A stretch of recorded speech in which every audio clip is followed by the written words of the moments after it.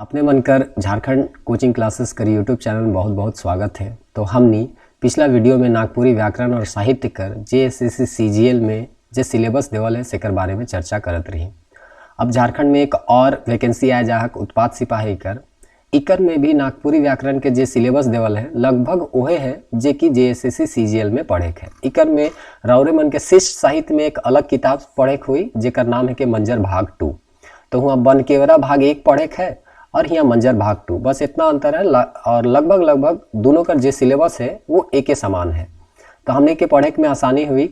और हमने पिछला वीडियो में अगर रौरे मन देख होगा तो बताए प्रयास कर रही कि जे रौरे मन कर यहाँ वीडियो उपलब्ध करवाए कर हमने प्रयास करब वो क्रमबद्ध तरीका से रही और एक एक चैप्टर वाइज हमने वीडियो के उपलब्ध कराए प्रयास करब। तो इस क्रम में हमने कौन कौन सा चैप्टर कर या वीडियो उपलब्ध कराब सेकर बारे में हमने चर्चा कर रही। अगर पिछला वीडियो रौरे मन नहीं देखी तो डिस्क्रिप्शन में उकर लिंक देवल है, जावा और उके देखा। तो पिछला चैप्टर में हमने देख रही कि सामान्य परिचय के तौर पे कि नागपुरी कर जो विस्तार है और नागपुरी कर का महत्व है और विशेषता है से के समझे कर प्रयास कर रही। तो हमने देखिला कि नागपुरी के पूर्णा राइज में राजभाषा का दर्जा देवल जा रहा है और साथ ही साथ इके बहुत सारा अलग अलग नाम से जानल जा रहा है। और सदानी करी भाषा भी सदान बनकर मातृभाषा के तौर पे हमने सदानी के जानेला। इकर विस्तार भी हमने देखे प्रयास कर रही। और यहाँ यहो देख ली कि E.H. व्हिटली जे इके कहे ना जमींदार हो चाहे रैयत हो चाहे मुंडा हो चाहे उराव हो कोई इके अपनाए लेवे ना और बोले ना। और एखन आधुनिक समय में एखन कर बेरा में झारखंड कर प्रभात खबर कर एकर माध्यम से हमने देखे प्रयास कर रही कि झारखंड में कहाँ कहाँ नागपुरी बोलल जाएला। और अंतिम में यहो देख रही कि ये एक ऐसा सरल सहज और आसान और एकदम मधुर भाषा है कि जेके कोई जाति पाई धर्म समुदाय से लेना देना नखे। और ई जे है ई सबसे उठ के झारखंड कर 100 आदमी के बोले न से ले कहल जाएला झारखंड के एकता कर डोर में ई भाषा बांधेला। और ई गीत इतना गीत तरी सुंदर भाषा है कि से ले केसरी कुमार सिंह के गीतों की रानी और जे BP केसरी रहे से बांसुरी कर भाषा ई के कई रहे। अब हमने आज कर वीडियो में समझे प्रयास करब कि नागपुरी भाषा कर उद्भव कहाँ से हुए रहे और इकर विकास कैसे होला। तो कहल जाएला कि कोई भी भाषा है से कर उद्भव और विकास के जाने ले उकर हमनी के जड़ तक पहुँचे। कहल जाएला कि नागपुरी के अगर जाने के है या कोनवे भाषा के जाने के है तो उकर उद्भव के समझे ले उ भाषा में रचल जे भाषा साहित्य है जे भी साहित्य है। तो रचल साहित्य क्या है तो हमनी शिष्ट साहित्य के नाम से जानीला। तो शिष्ट साहित्य कब से रचल है से के हमनी के देखे हुई। अब ई क्रम में रौरे मन समझ सकीला जैसे कि एक एग्जाम्पल से हमने के समझ सकीला कि वैदिक काल के बारे में अगर हमने के जाने के है तो वैदिक साहित्य है। तो वह तरी अगर नागपुरी कर बारे में या नागपुर कर बारे में जाने के है तो नागपुरी में जो रचल साहित्य है से कर बारे में जाने जरूरी हुई। उकर बादे हमने बहुत सारा ऐसा इतिहास हुएला चाहे हमनी के राजा महाराजा कर जो इतिहास है सेकरो से हमनी हियाँ कर संस्कृति के बारे में जान सकीला। और भाषा का अपना पूर्णा है जैसे कि कोई राजा रहे उकर राज में उ राइज भाषा रहे तो कौन सा राजा रहे कितना पूर्णा राजा रहे जेकर राइज में ई राज भाषा का दर्जा मिलल रहे। तो ई सब अगर हमने समझ लेवब तो पता चल जाई कि कैसे नागपुरी कर उद्भव हो रहे और कैसे धीरे धीरे इकर विकास होलक। तो चला एक एक करके हमने इके समझे कर प्रयास करी ले। तो सबसे पहले हमने साहित्य के बारे में बात करी। लोक साहित्य तो बहुत आदि परिया से या आदि काल से चलते आ के रही है से कि हमने नहीं जाने होना। तो लेकिन अगर हमने देखब शिष्ट साहित्य जे के रचल जा है आदमी के सोच समझ के अपन बुद्धि से के रचे ना तो सबसे पहला जो शिष्ट साहित्य के हमने के रचना मिलेला उ रघुनाथ नृपति जे की नागवंश जे फनी मुकुट राय वाला नागवंश है के उहे नागवंश करी राजा है के 50वां राजा इकर लिखल हमनी के या इकर रचल हमनी के रचना मिलेला काव्य मिलेला 1626 कर। यानी कि 400 साल पहले आज से 400 साल पहले हमनी के शिष्ट साहित्य मिले शुरू हो जाएला। तो अब रौरे मन सोचा जब 400 साल पहले शिष्ट साहित्य हमनी के मिला था इकर मतलब हुआ राजा के साथ साथ प्रजा ई मन भी या आम भाषा करी भाषा हुई तब राजा ई भाषा में साहित्य के रचत है। तो इतना तो पता चल जाएला कि आज से 400 साल पहले नागपुरी जे रहे वो मूल रूप से सब आदमी के द्वारा बोलल जात रहे या बहुत आदमी जे है नागपुरी भाषा का प्रयोग करत रहे। तो फिर यहाँ हमनी के एक सवाल खड़ा हुएला कि आखिर 1626 से पहले कर हमनी कर जे शिष्ट रचना है चाहे आदमी के द्वारा जे लिखल है वो काल नहीं मिलेला। तो यहाँ दो कारण हो सकेला जेके बताए प्रयास करें न विद्वान मन। पहला कारण जे रहे उ छापा खाना कर कमी रहे, यानी कि यहाँ कर जे आदमी मन रहे सेकर जगह छापा खाना के बारे में कोई जानकारी नहीं रहे। और रौरे मन जानबे करा था कि छापा खाना नहीं रही तो कोई ज्ञान के हमने लिख के या कोई कविता चाहे कहानी है चाहे नाटक है उ के हमने लिख के नहीं रखे पारब, और वो एक पीढ़ी से दूसरा पीढ़ी तक जे लिखल है से नहीं रही। तो सबसे पहला कमी तो ई रहलक कि झारखंड कर में छापा खाना कर यहाँ कमी रहे, से ले कोई भी शिष्ट साहित्य हो सके आदमी द्वारा रचल तो गेलक लेकिन लिखवाल या छपवाल नहीं गेलक, तो आज तक हमनी के नहीं मिलेला। दूसरा चीज, यहाँ कर जे आदमी मन रहे या जनजाति या गैर जनजाति मन रहे उ जंगल और आसपास कर एरिया में रहत रहे, और मुख्य जे भूमि रहे चाहे मुख्य जे समाज हमनी कहिला सेकर से इकर संपर्क बहुत कम रहे, से ले ई मन जे है ई मन के छपुआए कर या लिखे कर बहुत जानकारी नहीं रहे, और ई मन कोई भी अपन रचना के लिखवालें या लिख के नहीं रख लें। बस एक पीढ़ी से दूसरी पीढ़ी तक ई अपन छुआ पुता नाती गोता के बताते गए, और ई जे शिष्ट साहित्य भी हुई से लोक साहित्य कर गिनती में आ गलक। यानी कोई आदमी कोई कहानी कविता के रचल लेकिन उ आदमी के बारे में हमने नहीं जाना थी तो उ शिष्ट साहित्य नहीं होलक, उस लोक साहित्य हो जाएला। तो ई तरी हमने देखिला कि शिष्ट साहित्य का जे पूरा इतिहास है अगर उके हमने समझे के प्रयास करब तो 1626 तक हमने जा सकीला, जेकर में पहला हमने के शिष्ट साहित्य मिलक रघुनाथ नृपति के। तो ई नाम याद रखबा, और ई गिनतियों क्या है कि सवाल में पूछेला कि कब हमने के झारखंड में पहला नागपुरी का शिष्ट साहित्य मिलक, तो 1626। कौन सा राजा रहे, तो 50वां राजा का नाम का रहे, तो रघुनाथ नृपति।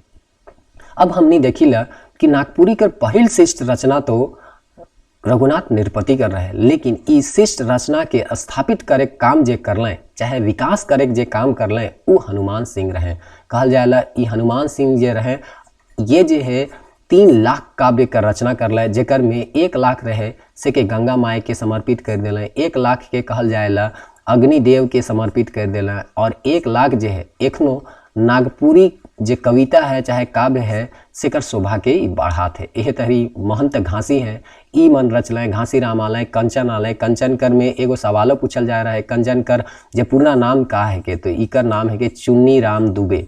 तो ई तरी बहुत सारा सवाल आवेला, रौरे मन के धीरे धीरे इस सब चीज़ से अवगत कराल जाई, और यहाँ बहुत सारा सवाल के भी हमने सॉल्व करे कर प्रयास करब। तो अगर रौरे मन के वीडियो अच्छा लागत है तो रौरे मन के सब्सक्राइब करूँ और अपन दोस्त मन के शेयर भी करूँ। अब हमने चला देखे प्रयास करीला कि ई जे भाषा है उकर जड़ तक हमके पहुँचे के, तो सबसे पहले उ कौन परिवार करे के से के हमनी के जाने के हुए। चाहे जैसे कि हमनी के कहा हुएला गाँव घर में गोतिया हुएला, तो अगर मायनी चला ई एगो आदमी है के, अब इकर हमनी के आजा परदादा ई मन के अगर जाने के है तो सबसे पहले तो ई कौन गोतिया के जाने के हुई। तो सेहे तरी अगर नागपुरी के जाने के है तो नागपुरी कौन घर करे के कौन परिवार करे के से के हमनी के जाने के हुई। तो कहल जाएला कि ई जे है या नागपुरी जे है उ आर्य भाषा समूह कर या आर्य भाषा परिवार कर एगो हिस्सा है के, एगो सदस्य है के। तो हमने देखब तो आर्य भाषा परिवार में संस्कृत, हिंदी, उर्दू, मराठी, नेपाली, बांग्ला, उड़िया, गुजराती, कश्मीरी, सिंधी, खोरठा, पंचपर्गनिया और कुरमाली ई सब भाषा आवेला।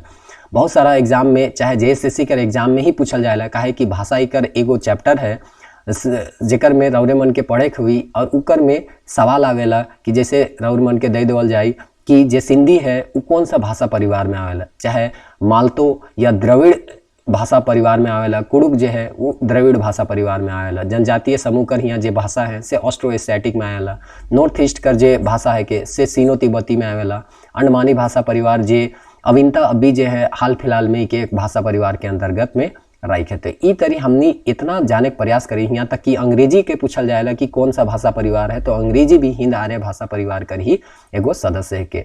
तो इतना तो पता चल जाएला कि नागपुरी का जो संबंध है ई भाषा मन से है, यानी कि नागपुरी के ई मन संगे अगर हम राखा थी तो इकर मतलब है नागपुरी और इकर में कुछ ना कुछ तो समानता हुई, यानी इकर जे जैर हुई और इकर जे जैर हुई वो दोनों लगभग समान हुई। तो अब हमने इके और आगे समझने प्रयास कर थी या विद्वान मन कैसे इकर जैर के खोजे प्रयास कर ले सके हमने समझे प्रयास करब। तो यहाँ एक उदाहरण देवल गेलक, कहल गेलक कि ऋग्वेद में ई जे क्षेत्र रहे झारखंड कर से के किकिट प्रदेश कहल गेलक, और कहल गेलक कि हियाँ जे रहे अनार्य मन हियाँ बसत रहे, यानी कि जे जनजाति रहे जे आर्य नहीं रहे से मन हियाँ बसत रहे।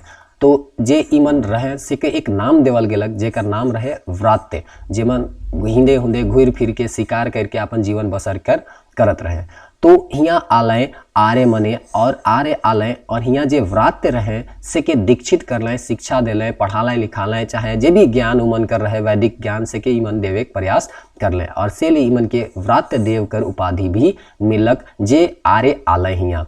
और ई तरी जे गैर जनजाति रहे यानी जे आर्य हियाँ आलय उ तो जनजाति नहीं रहे, तो उ जो आर्य जनजाति नहीं रहे से मने कहलाले हियाँ जे गैर जनजाति से मन धीरे धीरे ओहे मन सदान कहलाले। कहे कि हमनी सदान के कहिला, तो जे जनजाति न खे और बहुत पुराना काल से यहाँ रहते आवत है से के हमनी सदान कहिला। तो ई तर इहे मन कर जे भाषा डेवलप होलक तो उके हमनी कहिला सदानी। इकर से जे यहाँ जोड़े के प्रयास कर ले, पूर्णा के बताए के प्रयास कर ले कि नागपुरी भाषा कितना पूर्णा है। तो कहल गेलक कि सोचा आर्य मन जे रहे वैदिक काल में यहाँ आए रहे, तो आर्य मन वैदिक काल में यहाँ आए तो जितना पूर्णा वैदिक काल है, जितना पूर्णा वैदिक काल कर भाषा है उतने पूर्णा यहाँ आर्य मन है। और आर्य मन जब इतना पूर्णा है तो वो मन कर भाषा भी उतने पूर्णा हुई। और सदानी एगो नाम है कि नागपुरियों का अलग नाम है के, तो ई तो नागपुरी उतने पुराना है जितना आर्य भाषा या आर्य कर शुरुआती बोली जे रहे, चाहे वो संस्कृत हुए चाहे प्राकृत भाषा हुए, उतने पुराना नागपुरियो है। ऐसा जोड़ के यहाँ बताए विज्ञान में प्रयास करेना।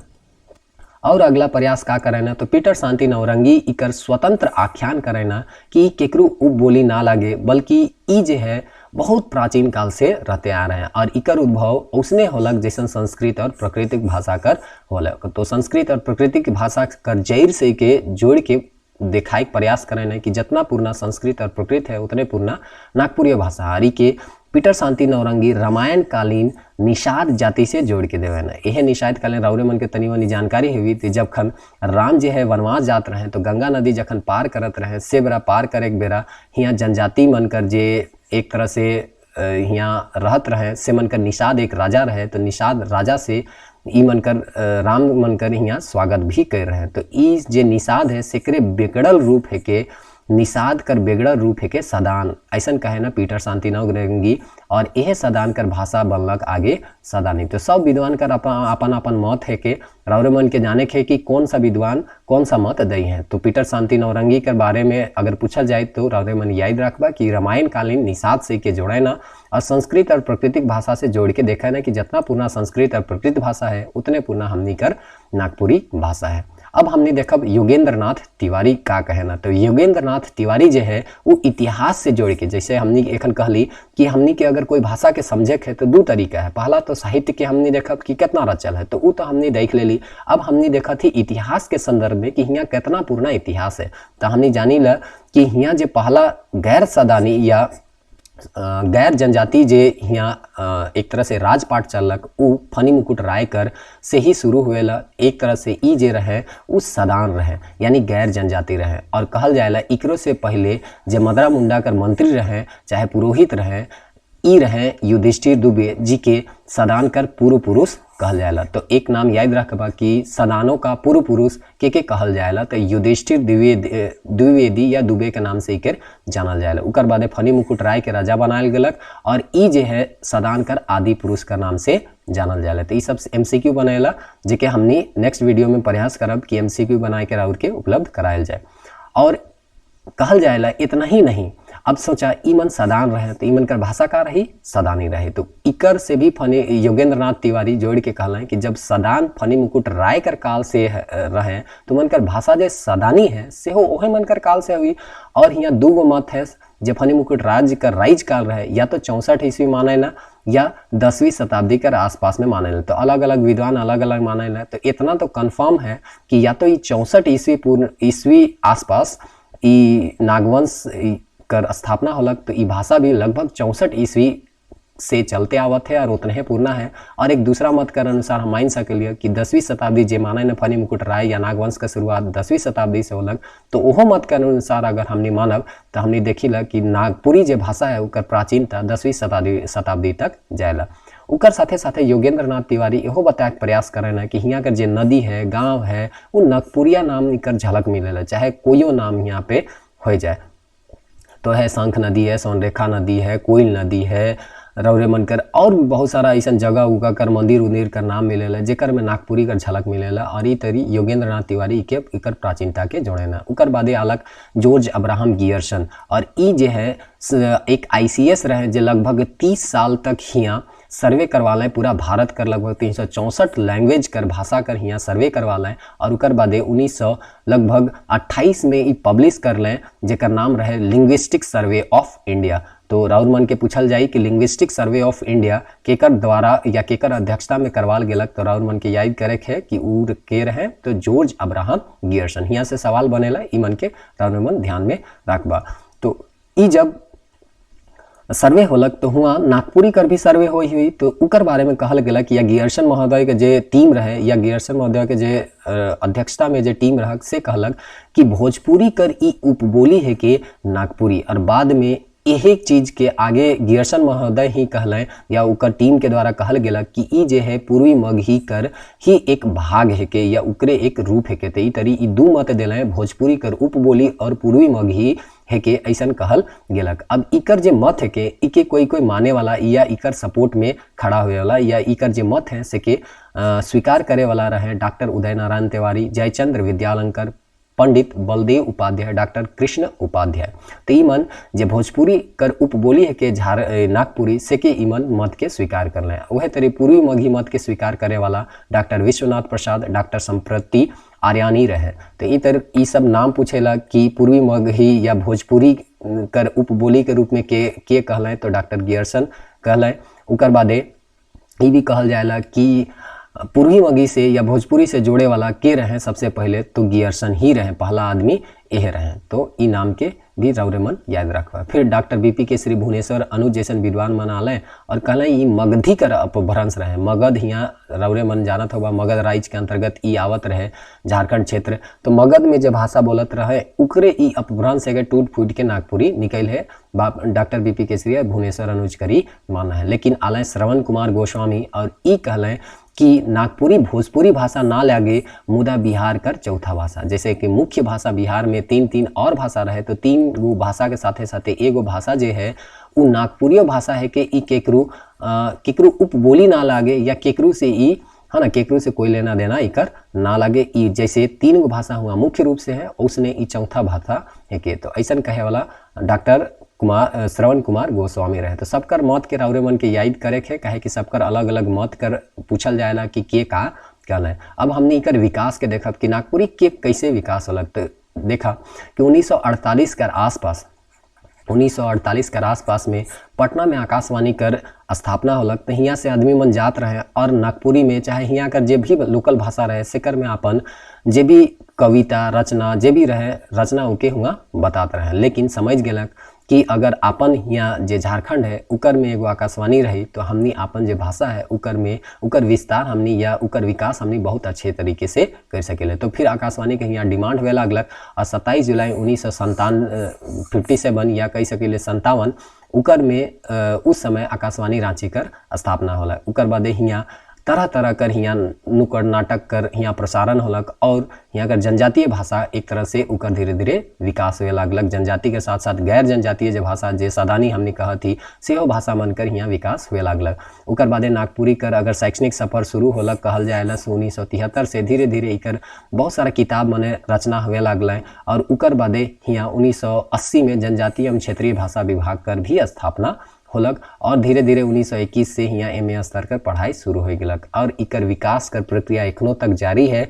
2011 में के द्वितीय राजभाषा का दर्जा देवल गेलक। और अब एखन हमनी नागपुरी पढ़त है इकर कारण का है के तो प्रतियोगिता परीक्षा में इके स्थान देवल गेलक। अगर प्रतियोगिता परीक्षा में के स्थान नहीं देवल जातलक तो हो सकेला हमनी ई भाषा के भुलाई जातली। तो ई तरी प्रतियोगिता परीक्षा में के भाषा के जगह देवल गेलक और इके बचाए कर एक प्रयास करल जाते। तो ई तरी चाहे JSSC हो चाहे JPSC हो इकर एगो महत्वपूर्ण स्थान है। अब हमने देखब समय समय पे यहाँ कॉन्फ्रेंस मने होते रहेला और सरकार प्रयास करेला कि जे भी भाषा है जनजाति भाषा हो चाहे कोई भी गैर जनजातीय भाषा हो जे यहाँ कर अपन भाषा है के से के हमनी के बचाए के राखे हुई चाहे वो भाषा हो चाहे लिपि हो। तो ई मन के बचाए कर हमनी के प्रयास करते रहे हुई। नहीं तो भाषा अगर समाप्त हो जाए तो देखिला कैसे एक संस्कृति ही का हो जाए पूरी तरह से समाप्त हो जाए। तो रौरे मने के आज हमने ई विकास और उद्भव के बारे में समझाए कर प्रयास कर ली। तो उम्मीद करत थे कि रौरे मन की वीडियो बहुत अच्छा लाई हुई, इन्फॉर्मेटिव हुई और बहुत सारा चीज़ नया जाने ले रौर मन के मिले हुए। तो अगर और रौर मन के ई वीडियो अच्छा लगा थे तो अपन दोस्ती यारी संगे इके शेयर करूँ और सब्सक्राइब एखन तक अगर नहीं कर रहा तो इके सब्सक्राइब करूँ। धन्यवाद।